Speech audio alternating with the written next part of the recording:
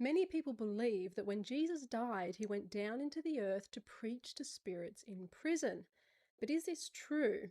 Let's take a closer look at the text. When we come to 1 Peter chapter 3 and verses 18 and 19, we read that Jesus, being put to death in the flesh, but made alive by the Spirit. Now, this is the important part. By whom? Which is to say, by the Spirit also, he went and preached to the spirits in prison. So Christ didn't personally go to preach to these spirits, it was through the Holy Spirit. And this is exactly the same way that Christ ministers to us today. He doesn't come down personally, but through the Holy Spirit, he comes to each one of us. So when exactly did this take place? Well, the Bible tells us that as well. It says, when once the divine long-suffering waited in the days of Noah, while the ark was being prepared.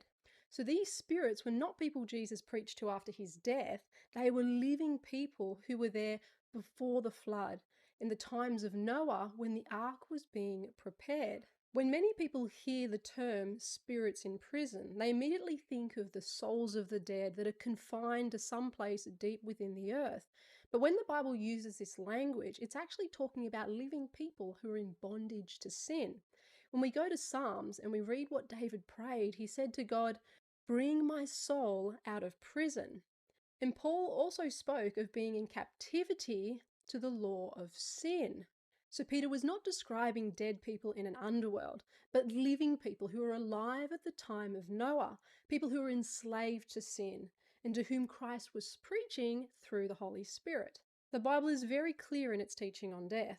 The dead know nothing, their thoughts have perished, and have no remembrance of God.